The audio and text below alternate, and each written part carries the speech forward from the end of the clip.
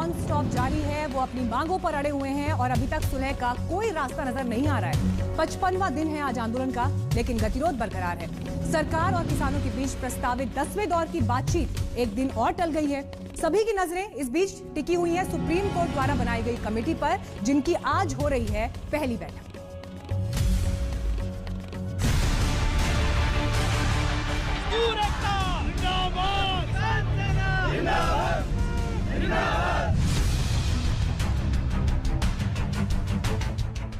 किसान की मांग है तीनों कानून जो है वो रद्द होना चाहिए। हमारी रणनीति है कि जो पहले थी वही है। सरकार को किसानों की दो टूक है, तीनों कृषि कानून रद्द करने पड़ेंगे। एमएसपी को कानून में शामिल करना होगा, तभी बनेगी बात।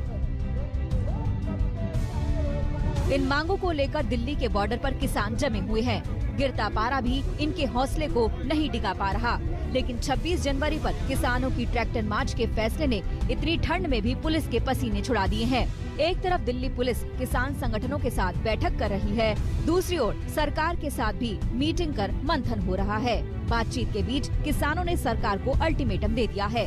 कहा कि सरकार तय कर ले उन्हें वार्ता करनी है या सिर्फ समय बर्बाद करना है। जो ट्रैक्टर मार्च है वो हमारा स्टैंड करता है।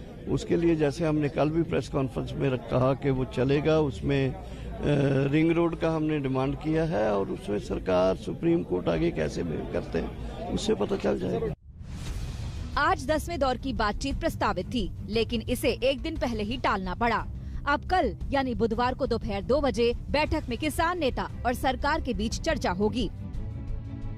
लेकिन इस मामले का समाधान खोजने के लिए सुप्रीम कोर्ट ने जो कमेटी बनाई थी, आज उसकी पहली बैठक है। कमेटी के 3 सदस्य अशोक गुलाटी, प्रमोद जोशी और अनिल घनवत बातचीत कर आगे की रणनीति बनाएंगे। चौथे सदस्य भूपेंद्र सिंह मान पहले ही खुद को अलग कर चुके हैं। कमेटी की पहली बैठक में किसानों से बातचीत कैसे आगे बढ़ाई जाए और समस्या का सर्वमान्य हल कैसे निकाला जाए। कमेटी के लिए काम आसान नहीं, क्योंकि किसान अपना इरादा साफ बता चुके हैं।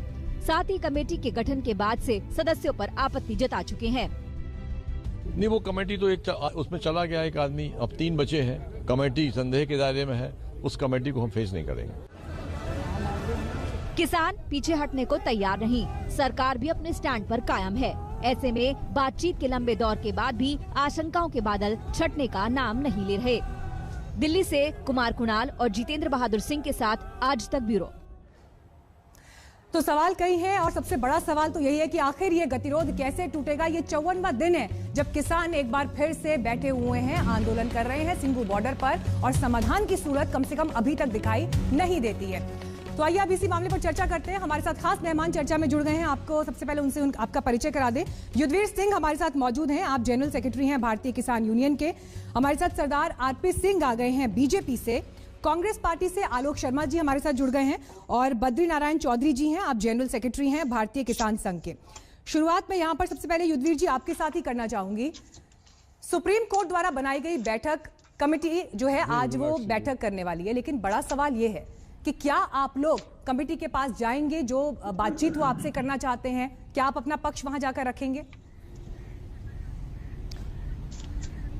देखिए, पहले तो हम स्पष्ट कर चुके हैं, हमारा ये सरकार ने कानून बनाए हैं और सरकार से बातचीत के माध्यम से ही हल निकलेगा, ये कोर्ट का विषय नहीं है। और दूसरा और एक बात हमने साफ कर दी, वो तो कमेटी के सामने तो हम पहले ही कह चुके थे नहीं जाएंगे, लेकिन जो कमेटी बनी वो देश को पता, किसान को नहीं पूरे देश को पता। कमेटी में जो लोग सदस्य बनाए गए वो पहले से ही इन कानूनों के समर्थक रहे हैं और अशोक गुलाटी की रिकमेंडेशन पे तो ये कानून बने। तो वो व्यक्ति जिन लोगों ने कानून बनाए हैं उनसे क्या उम्मीद करेंगे वो न्याय कर पाएंगे हमारे साथ?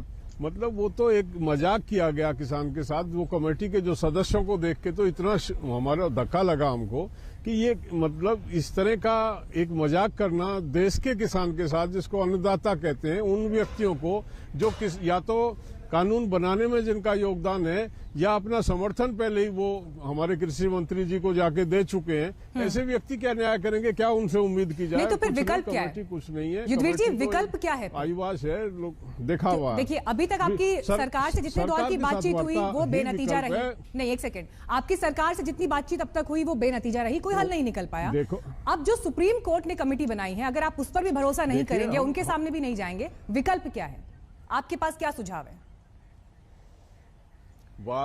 वार्ता से ही हल निकलेगा, सरकार से वार्ता में ही हल निकलेगा। हो सकता है कुछ गलतफहमियां हो सरकार में, आहिस्ता आहिस्ता सरकार को समझ में आ जाएगा ये, और हम बड़े धैर्य के साथ, हम बहुत शांतिपूर्ण तरीके से धैर्य के साथ वो जितनी दफे बुलाएंगे जाएंगे, अपनी बात रखेंगे और उम्मीद करेंगे एक ना एक दिन सरकार हमारी बात को समझेगी और न्याय करेगी हमारे साथ। उस आशा से हम बैठे हुए हो गए हैं ना, 54 दिन हो गए हैं। सुप्रीम कोर्ट भी ये चिंता जता रहा है कि वहां पर बुजुर्ग बैठे हैं, वहां पर जो परिस्थितियां हैं, सर्दी है, कोरोना है, कब तक आखिर ये यूं ही चलता रहेगा?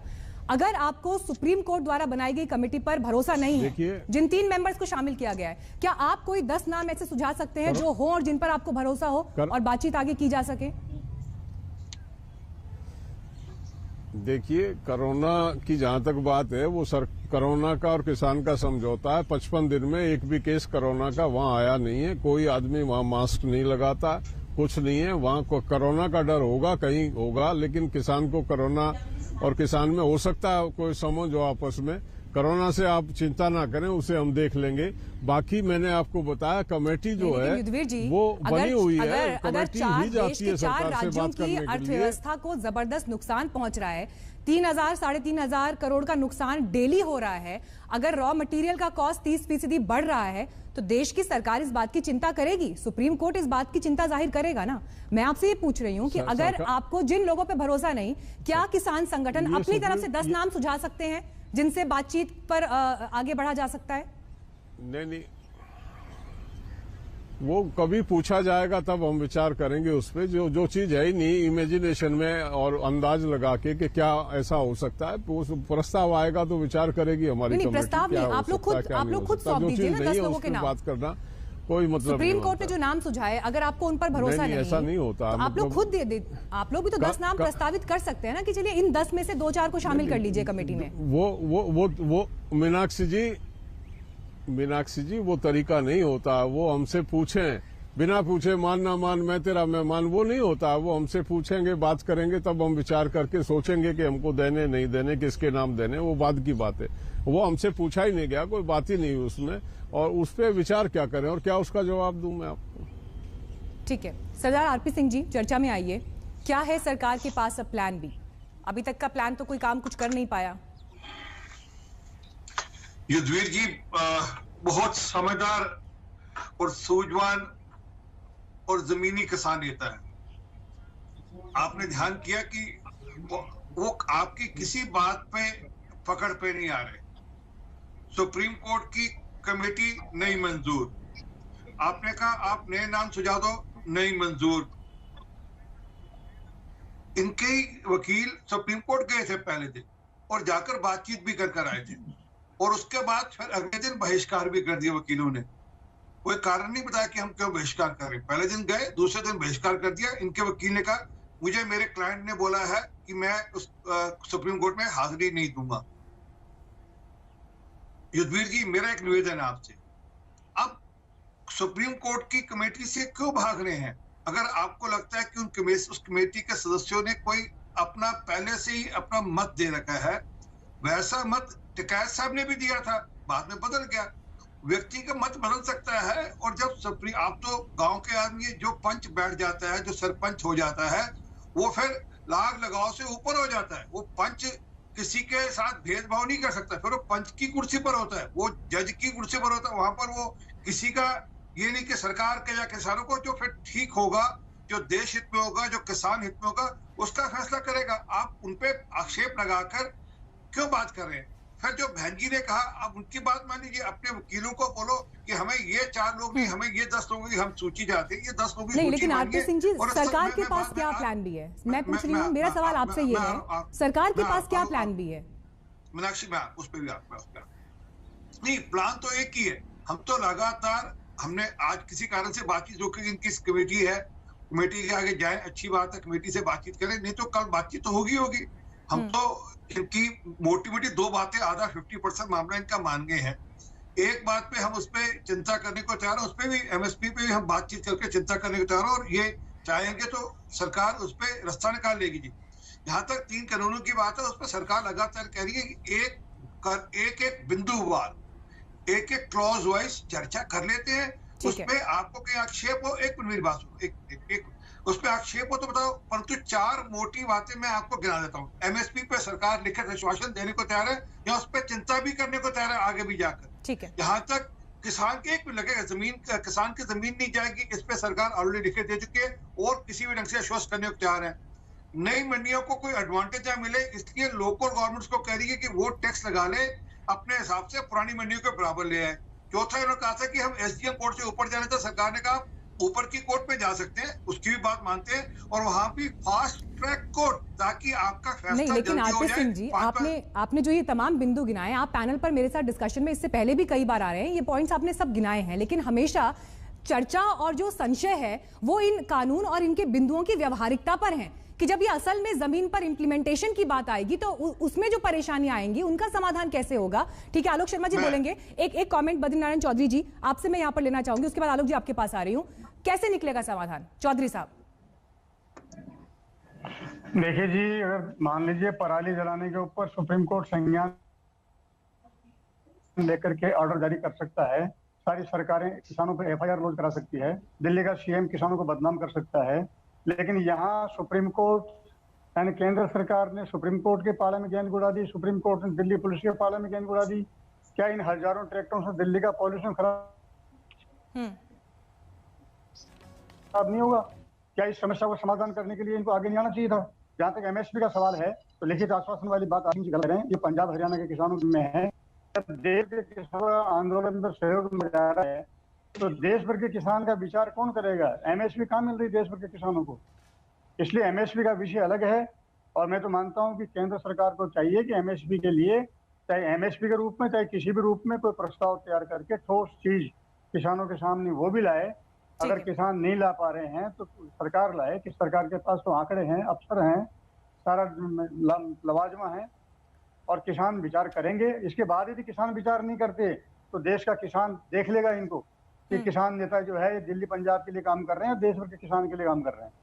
ठीक है, आलोक जी बोलेंगे। एक छोटे से ब्रेक के लिए बस हम यहाँ पर रुक रहे हैं, लेकिन फौरन लौटेंगे और यहीं से चर्चा की शुरुआत करेंगे। लेकिन ट्रैक्टर रैली को लेकर भी जिस तरह से तलवारें खिंची हुई हैं, 26 तारीख को क्या होगा, सवाल इस पर भी टिका।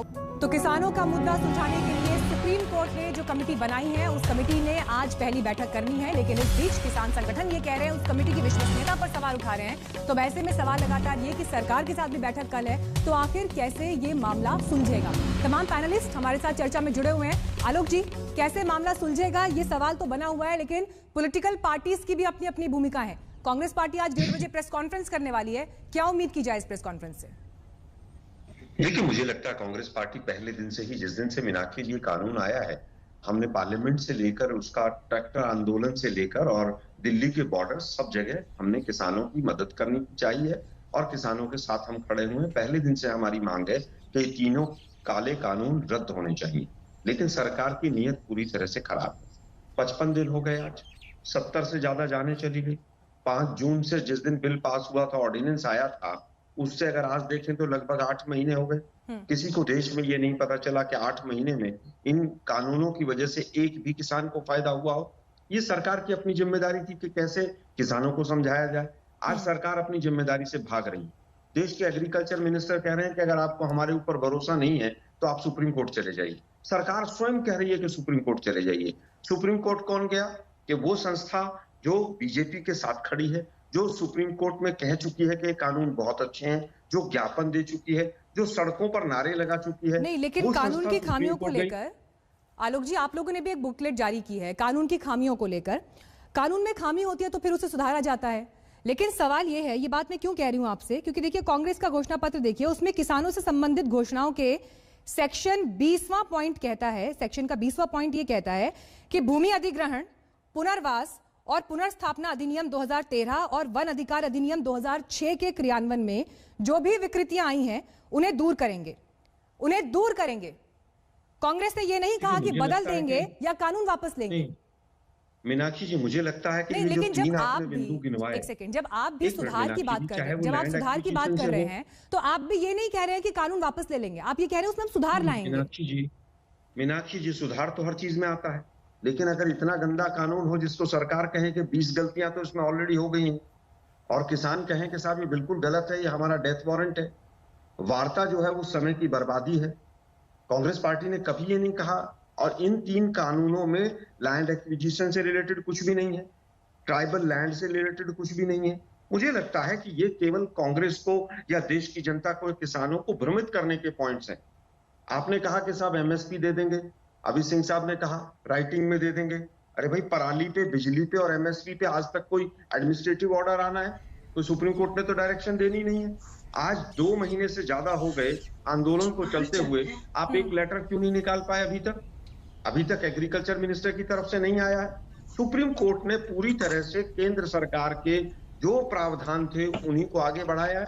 ठीक है, पूरी तरह से जो कमेटी के 4 नाम आरपी सिंह जी, वो कहीं ना कहीं आलोक जी ये कह रहे हैं कि ये तो पूरा ही काला कानून है, संशोधन की हम बात नहीं कर सकते। 20 संशोधन तो अब तक सरकार ही कर चुकी है। सिंह साहब, मेरा सीधा सवाल आपसे है, ये आपने कहा कि राइटिंग में दे दिया है, मुझे कागज दिखा दीजिए, आज तक पर बैठे हैं आप, कि एमएसपी हम देंगे प्राइवेट प्लेयर्स को।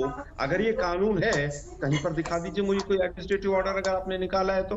अगर एमएसपी पे राइटिंग में दे दे सरकार कि प्राइवेट जो परचेजर्स हैं वो एमएसपी से नीचे नहीं खरीदेंगे, तो ये आंदोलन ही नहीं चलता। सरकार की नीयत में खोट है। जब देश के प्रधानमंत्री इस पे आरपी सिंह जी जवाब देंगे। ठीक है आलोक जी, आपने अपना पॉइंट रखा, इस पर आरपी सिंह जी जवाब देंगे।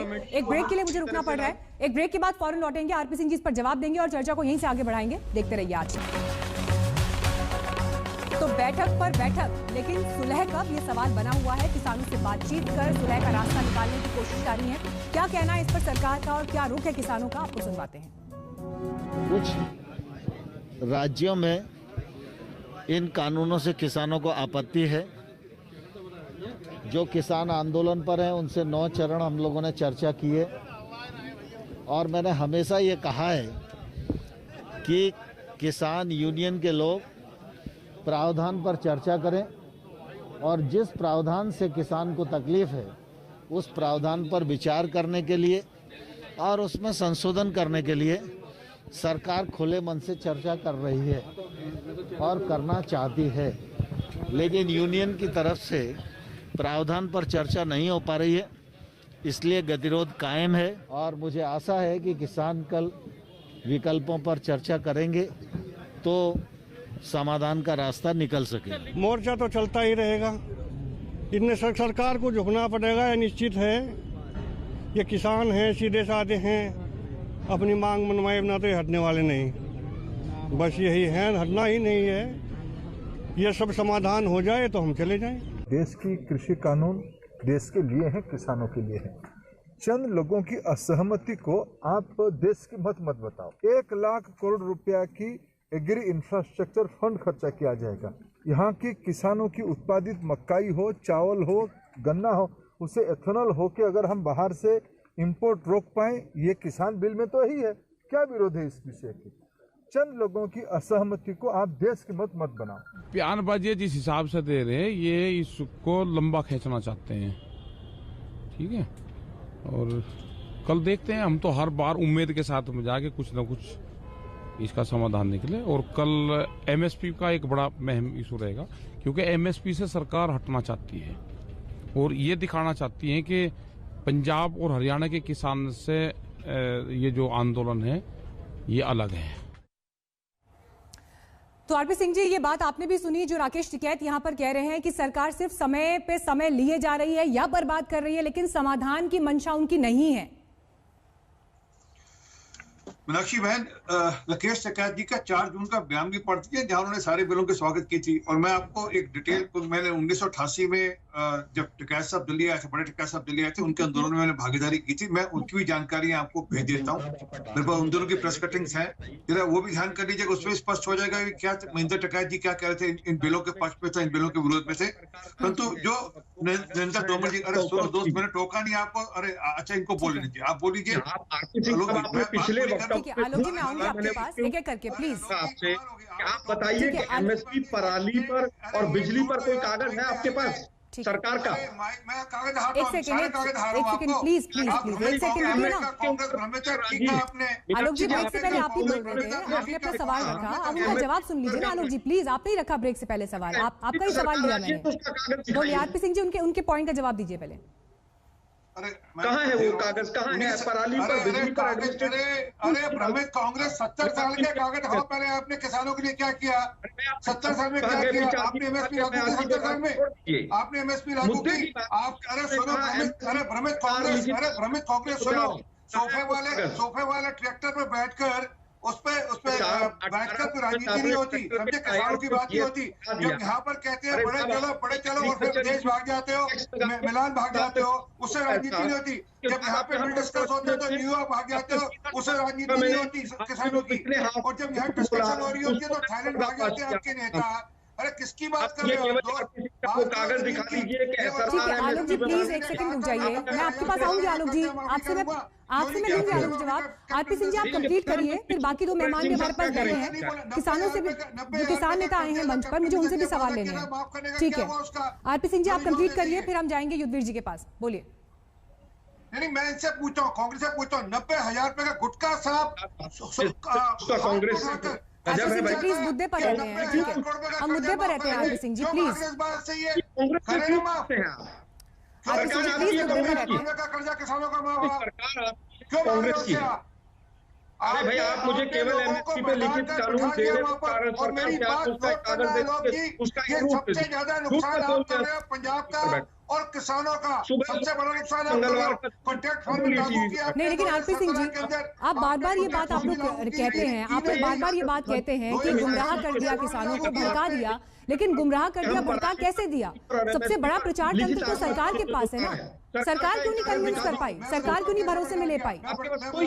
ठीक है आलोक जी प्लीज आप चुप हो जाइए, अगर आप चुप नहीं होंगे तो किसी के जवाब नहीं जा पाएगा। Alok ji please, Alok ji please, Alok ji please, आपसे बार बार रिक्वेस्ट कर रही हूँ आलोक जी प्लीज।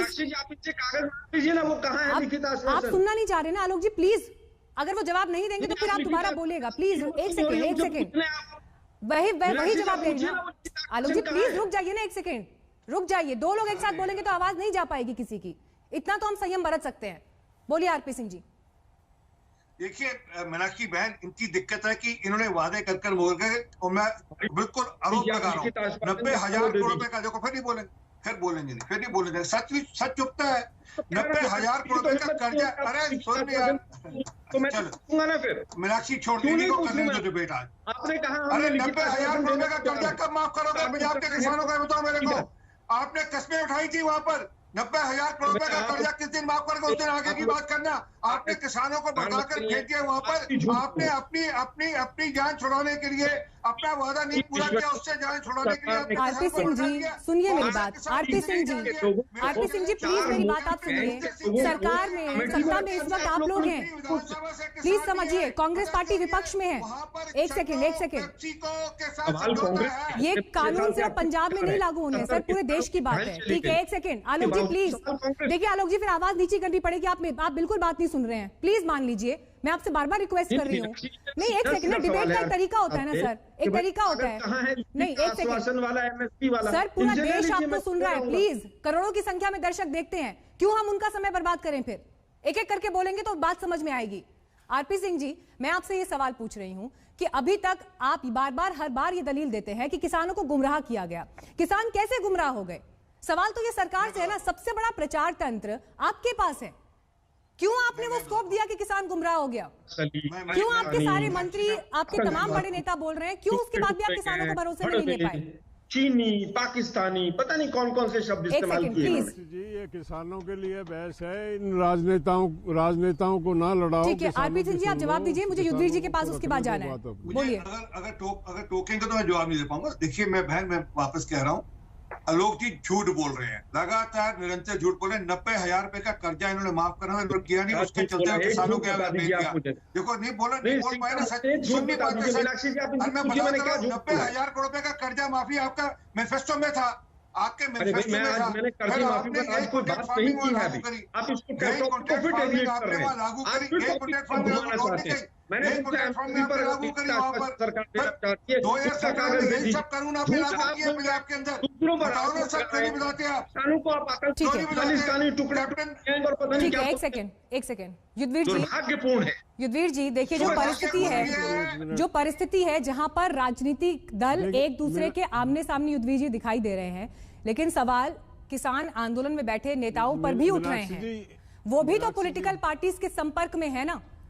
चढ़ूनी जी का उदाहरण हमने देखा और इसीलिए ये संशय उठता है कि जो नेता, एक सेकेंड, जो नेता सरकार के साथ, मेरा सवाल सुन लीजिए एक बार सर, जो नेता जिन पर ये आरोप लग रहे हैं कि वो पॉलिटिकल पार्टी के नेताओं से मिलकर आ रहे हैं, अगर वही किसान संगठन को रिप्रेजेंट कर रहे हैं सरकार के साथ बातचीत में, तो कैसे ये मान लिया जाए कि वो उस बातचीत का माहौल खराब नहीं कर रहे हैं या बातचीत को सफल नहीं होने दे रहे हैं? युद्धवीर जी देखिए, पहले तो मेरी ये बात सुन लें कि बहस का अधिकांश हिस्सा ये बीजेपी कांग्रेस के लोग एक दूसरे पे आरोप प्रत्यारोप लगा के और निकाल देते हैं, मूल मुद्दा पीछे रह जाता है। ये जो दो बिल हैं, जो नए बिल लाए गए, ये कांग्रेस ने बनाए थे और कांग्रेस ने जब बनाए थे तो बीजेपी का जो स्टैंड था वो देश के सामने वीडियो पर चल रही है सुषमा स्वराज जी की और अरुण जेटली जी की, दोनों ने इन कानूनों का विरोध किया था। सुने आप मैं बीच में नहीं बोला, मेरी बात सुने, मैं बीच में नहीं बोला, ये मैं बीच में नहीं बोला, मैं ये सुन रहे हैं आप। अब पार्लियामेंट, आलोक जी जब आपकी बारी आएगी तो आप तब बोलिएगा, आप किसी को नहीं बोलने दे रहे हैं आलोक जी, फिर आपकी आवाज नीचे करनी पड़ेगी तो आप उसकी भी शिकायत करते हैं। आप जब किसी को सुनना ही नहीं चाहते आलोक जी, ऐसे तो डिबेट नहीं चल पाएगी ना। वो इतनी देर से चुप बैठे हैं, प्लीज उनकी बात आप सुन तो लीजिए एक बार। एक सेकंड आलोक जी, पैनल में जितने लोग हैं वो अपना विचार रखेंगे ना, आप कम से कम सुनने की क्षमता तो रखिए। आपके पास जब मैं आऊंगी सवाल लेकर तो आप उस समय बोलिएगा। आलोक जी प्लीज, ठीक है, आलोक जी की आवाज थोड़ी देर नीचे करिए क्योंकि युद्धवीर जी का जवाब मुझे लेना है। प्लीज इनकी आवाज थोड़ी देर नीचे करिए, बोलिए युद्धवीर जी। देखिए उस टाइम ये बीजेपी इनका विरोध कर रही थी और उसके बाद ये बीजेपी सत्ता में आने के बाद उन्हीं बातों की समर्थक हो गई और समर्थक नहीं होगी। कोविड जैसे पीरियड में जब पूरा देश और दुनिया एक सदमे में थी, उस टाइम इनको बैकडोर से जो है ऑर्डिनेंस के माध्यम से लाके और जल्दबाजी में पास कराया गया। ये दर्शाता है इनका पूर्व का चरित्र भी पड़ा हुआ है और बाद का भी पड़ा हुआ है। ये कोई दूध के धुले नहीं है। आरपी सिंह जी किसान है, आरपी सिंह जी पहले किसान है, उसके बाद ये पत्रकार थे और आज ये राजनेता हो गए। आरपी सिंह जी कातिल को मजिस्ट्रेट बना दें और फिर कहो जाओ न्याय करेगा। आपकी सरकार ने ये माना है कि अशोक गुलाटी की रिपोर्ट पे ये कानून बनाए गए हैं और आप आज मीडिया में बैठ के ये कह रहे हैं कि उनके पास न्याय के लिए चले जाएं। आप क्या अपने छाती पे हाथ रख के बोलो, ये संभव है कि कातिल न्याय दे देगा किसी को जिसके घर में विक्टिम है जो? तो ये बेकार की बातें नहीं होनी चाहिए। हम खुले मन से बात हो तब बात सामने निकल के आती है। हमने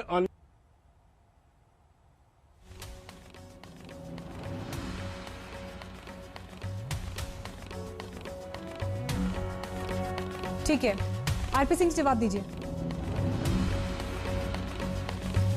बोलिए आरपी सिंह जी। मेरा हाथ जोड़ कर निवेदन है, इस बातचीत को बढ़ाते हैं आगे, लेकिन देखिए सवाल यही बना हुआ है, जिस तरह की तस्वीर इस वक्त किसान आंदोलन को लेकर दिखाई दे रही है, चाहे एनआईए का जांच के लिए आगे आ जाना, ट्रैक्टर रैली को लेकर दो पक्ष सुप्रीम कोर्ट तक पहुंच गए हैं। केंद्र सरकार के पाले में गेंद इसलिए है क्योंकि अभी तक जो बैठकें हुई हैं वो बेनतीजा रही। आज की बैठक टल गई और कल ये बैठक है, लेकिन इस बीच किसानों की भी केंद्र सरकार को चेतावनी है। वो कह रहे हैं कि कानून वापसी से कम हम मानेंगे नहीं, कृषि कानूनों को रद्द करना ही होगा। और बार बार ये सवाल उठ रहा है कि अगर कानून ही रद्द होने की मांग इस तरह से होगी या उससे कम पर कुछ मंजूर नहीं, तो भविष्य में पास होने वाले, संसद से पास होने वाले कानूनों को लेकर क्या सूरत होगी। किसान कह रहे हैं कि दिल्ली में ट्रैक्टर परेड ऐतिहासिक होगी। इसे लेकर सुप्रीम कोर्ट ने कल ये कहा भी कि जो ये ट्रैक्टर की तैयारी, ट्रैक्टर रैली को लेकर जो बात हो रही है, इसे लेकर इजाजत देना पुलिस के अधिकार क्षेत्र में आता है। इस पर सुप्रीम कोर्ट फैसला नहीं दे सकता। किसान संगठनों की और पुलिस के बीच बातचीत चल रही है। किसान संगठन ये चाहते हैं कि 50 किलोमीटर के करीब उनको ट्रैक्टर रैली की इजाजत दिल्ली के रिंग रोड वाले इलाके में दी जाए, लेकिन जो तैयारी है ट्रैक्टर परेड को लेकर, जिसमें झांकी तक निकालने की बात है और यह है कि देश के अलग अलग हिस्सों में जो कृषि की समस्याएं हैं उनको प्रदर्शित किया जाएगा, तो सवाल यह भी उठ रहा है कि 26 जनवरी यानी गणतंत्र दिवस के दिन क्या एक पैरेलल परेड निकालने की तैयारी में किसान संगठन है। युद्धवीर जी आ गए हैं, युद्धवीर जी सवाल का जवाब दीजिए। आप सुन पा रहे हैं युद्धवीर जी, आवाज पहुंच रही है आप तक? हाँ, आ रही है आवाज, मेरे पास आई है आपकी। मैं ये कह रहा हूँ जो ट्रैक्टर रैली हम निकाल रहे हैं वो कोई प्रदर्शन नहीं कर रहे हैं, सेलिब्रेशन है हमारा। हमने पहले से हमारा तिरंगा झंडा लेके सेलिब्रेट करेंगे और हमने सरकार का कोई डिस्टर्ब गणतंत्र दिवस की परेड को नहीं करेंगे। समय की एडजस्टमेंट जैसे सरकार और हमारे बीच में होगी हम कर लेंगे। वो जो सुबह का प्रोग्राम युद्धवीर जी, सरकार मेरे का पास है, डिटेल्स हैं, उसका सम्मान करते हैं, आदर करते हैं, वो तरीके से होगा। युद्धवीर जी, आपके सामने मैं ये डिटेल्स पढ़ रही हूँ। मोर्चे के नेताओं ने कहा है कि परेड शांति से होगी, किसी राष्ट्रीय विरासत स्थल को खतरा नहीं होगा। लेकिन मोर्चे के नेताओं की तरफ से कहा गया है कि परेड में वाहनों में झांकियां शामिल होंगी जो ऐतिहासिक, क्षेत्रीय और अन्य आंदोलनों के प्रदर्शन के अलावा विभिन्न राज्यों की कृषि वास्तविकता को भी दर्शाएगी। मेरा सवाल आपसे यह है कि गणतंत्र दिवस के दिन क्या आप लोग एक पैरेलल परेड निकालने की तैयारी में हैं? नहीं, बिल्कुल नहीं। हम देश के उस सेलिब्रेशन का हिस्सा बनने चाहते हैं। किसान 70 साल में पहली दफे उसका हिस्सा बन के सेलिब्रेट करेगा। सरकार को तो गर्व होना चाहिए कि देश का जो अधिकांश जो जनसंख्या है वो इस सेलिब्रेशन में उसको और सुंदर तरीके से अपना योगदान दे रही है पेश करने में। और देश देखेगा कि किस तरह का क्या है, किसान की क्या स्थिति है, किसान कैसे रहते हैं, क्या उनका खान पान है, क्या उनके पहनावे हैं, ये तमाम चीजें उस रैली में सामने आएंगी लोगों के सामने। उसमें बुराई क्या है सेलिब्रेशन में? तिरंगा झंडा हाथ में होगा, तिरंगा झंडा लेके हम कोई बंदूक या लाठी या जड़ी लेके नहीं जा रहे हैं। युद्धवीर जी, आपका परेड निकालने के लिए स्वागत है, आप परेड निकालिए, कोई दिक्कत नहीं, परंतु 26 की जगह कोई तारीख और बदल लीजिए। 26 को पूरा सरकार का आमला जामला, पुलिस का तंत्र, इंटेलिजेंस का तंत्र, 26 जनवरी बड़ा सेंसिटिव दिन होता है, उस पर लगा होता है। आप 2 दिन बाद निकालिए, 2 दिन पहले निकालिए, कोई रोक थोड़ा आपके लिए। परंतु होगा क्या कि आप 26 को अगर निकालेंगे तो उस दिन जो लोग आपकी परेड का लाभ लेकर इसका मीनाक्षी जी जवाब दूंगा। मेरी सुने, आपकी परेड का कोई लाभ लेकर कोई शरारती तत्व वहां शरारत करेगा। आगे भी हुआ, कुछ लोगों ने आपके आंदोलन में शरारत की, हालांकि आपने उनको पकड़ाया, पुलिस को पकड़ाया भी और बाद में आपने उनकी निखेधी भी की। लेकिन फिर सरकार के मंत्री ये क्यों कह रहे हैं कि छवि खराब होगी? आरपी सिंह जी, सरकार के मंत्री क्यों कह रहे हैं? कृषि राज्य मंत्री कह रहे हैं ना कि देश की छवि खराब होगी। कैसे छवि खराब होगी? नहीं, देश की छवि खराब होगी क्योंकि इनकी परेड के अंदर का कोई शरारती तत्व आकर कोई शरारत कर देगा, उससे किसकी छवि खराब होगी? 26 जनवरी के दिन आप रैली निकालो, जो आप कोई परेड निकालो, उसमें कोई ऐसा तत्व आ जाए जो शरारत कर दे, उसकी जिम्मेवारी कौन लेगा? ये तो बात है। आलोक जी, जो परेड की प्लानिंग है किसान संगठनों की, अगर वो गणतंत्र दिवस की परेड के समानांतर परेड एक दिखाई देती है, क्या ये देश के लिए अच्छा है? देखिए, मुझे लगता है कि इसके ऊपर समानांतर होगी, कैसे होगी? अरे ये तो परेड निकालते थे अपनी सोफे में बैठ के। पूरे देश में कितनी परेड निकलती है? ठीक है, आरपी सिंह जी आप बोल चुके हैं, ठीक है, ओके, उनको बोलने दीजिए। परेड निकलती है, हर पुलिस हेडक्वार्टर में परेड निकलती है, क्या नहीं निकलती है क्या? तो अगर वहां पर भी असामाजिक तत्व घुस जाएंगे तो वहां भी दिक्कत हो सकती है। मुझे लगता है सरकार अपनी केवल फेस सेविंग के लिए उस मुद्दे को भी सुप्रीम कोर्ट में लेकर गई है। जाल में फंसाना चाहती है किसानों को। सुप्रीम कोर्ट पूरी तरह से सरकार का ऐसा प्रतीत होता है कि साथ देना चाहता है। मोदी गैंग के तमाम लोगों को अगर सुप्रीम कोर्ट कमेटी में रखता है तो सुप्रीम कोर्ट की विश्वसनीयता पर इस सरकार ने पूरी तरह से प्रश्न चिन्ह लगवा दिया है। मुझे लगता है कि सरकार को इस तरह के काम नहीं करने चाहिए। किसानों बात मानते कानून को रद्द करके सिंह साहब 4 महीने में तो दोबारा कानून आ जाता। अगर इस सरकार में विवेक होता, थोड़ी सी बुद्धिमत्ता से। नहीं, सुप्रीम, लेकिन देखिए आरपी सिंह जी, लेकिन सुप्रीम कोर्ट ने भी तो यही कहा ना कि पुलिस हमारे पास क्यों ये मामला लेकर आ रही है? पुलिस को अपने अधिकार क्षेत्र पर भरोसा करना चाहिए। आरपी सिंह जी सुनिए, लेकिन ये देखिए यही बात है ना, सुप्रीम कोर्ट ने भी पुलिस को ये बात की है कि आप सुप्रीम कोर्ट क्यों आ रहे हैं इस बात के लिए? ये तो आपका अधिकार क्षेत्र है, आपको तय करना है दिल्ली में कौन आए कौन नहीं। तो ऐसे में सुप्रीम कोर्ट को जिस बात का आरोप किसान आंदोलन के नेता लगा रहे हैं कि आप सुप्रीम कोर्ट को ढाल की तरह इस्तेमाल ना करिए, वो यही बात है। खैर, समय मेरे पास इतना ही था, लेकिन आप सभी का बहुत बहुत धन्यवाद चर्चा में जुड़ने के लिए। वक्त हमारे लिए एक ब्रेक का है, फौरन लौटेंगे। देखते रहिए आज तक।